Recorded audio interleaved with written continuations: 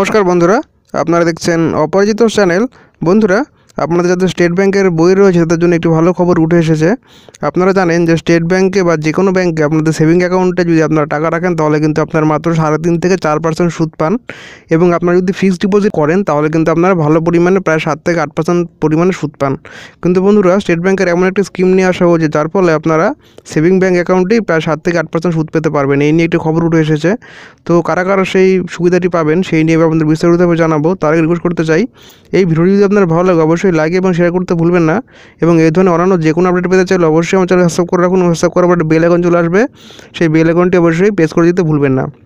তাই বন্ধুরা, চলুন দেখে নেওয়া যাক যে খবরটি উঠে এসেছে। দেখতে পাচ্ছেন খবরটিতে বলা রয়েছে স্টেট ব্যাংকের এই অ্যাকাউন্টে মিলবে এফডি সমান সুদ, অর্থাৎ সেভিং ব্যাংক অ্যাকাউন্টে আপনারা এফডি সমান সুদ পেতে পারবেন, ফিক্সড ডিপোজিটের সমান সুদ পেতে পারবেন। এখানে বলা রয়েছে স্টেট ব্যাংকে বিভিন্ন ধরনের অ্যাকাউন্ট খোলার সুবিধা দেওয়া হয়ে থাকে গ্রাহকদের।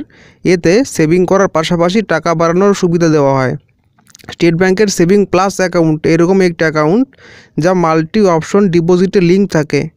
এতে সারপ্লাস অ্যামাউন্ট নির্দিষ্ট একটি সীমার বেশি হলে নিজে থেকেই সেটি ফিক্সড ডিপোজিটে ট্রান্সফার হয়ে যায়।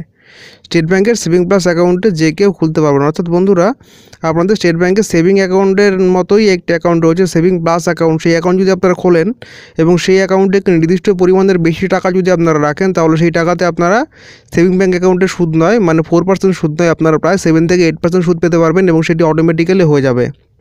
যখনই আপনাদের অ্যাকাউন্টে একটি নির্দিষ্ট পরিমাণ টাকার বেশি থাকবে তখনই আপনাদের সেই টাকাগুলি এফডি সমান সুদ পাওয়া শুরু হবে। এখানে বলা রয়েছে নিজের সুবিধা অনুযায়ী গ্রাহকরা সিঙ্গেল বা জয়েন্ট অ্যাকাউন্ট খুলতে পারবেন।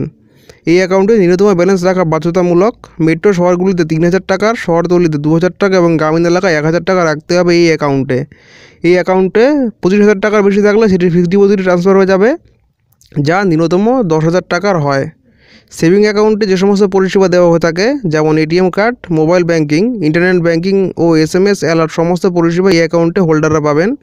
মাল্টি অপশন ডিপোজিটে লোনের সুবিধা মিলবে। অর্থাৎ বন্ধুরা, আপনাদের এই সব অ্যাকাউন্ট খোলার জন্য কম করে মিনিমাম 3,000 টাকা আপনাদের রাখতেই হবে। যারা শহরে থাকেন, যারা শহরতলিতে থাকেন তাদের 2,000 টাকা রাখতে হবে, এবং যারা গ্রামে থাকেন তাদের 1,000 টাকা রাখতে হবে। এবং এই সমস্ত অ্যাকাউন্টে যখনই আপনারা 25,000 টাকার বেশি রাখবেন তখনই সেটি অটোমেটিক্যালি এফডি অ্যাকাউন্টে ট্রান্সফার হয়ে যাবে, এবং এফডি সমান সুদ আপনারা পাবেন, ফিক্সড ডিপোজিটের সমান সুদ আপনারা পাবেন, অর্থাৎ প্রায় 7 থেকে 8% সুদ আপনারা পাবেন। তা বন্ধুরা, আপনারা চাইলে পরে এই অ্যাকাউন্টটি খুলে নিতে পারেন, যার ফলে আপনাদের বিভিন্নভাবে সুবিধা হবে। কারণ আপনারা জানেন সেভিং অ্যাকাউন্টের সুদ খুবই কম, মাত্র 3.5%।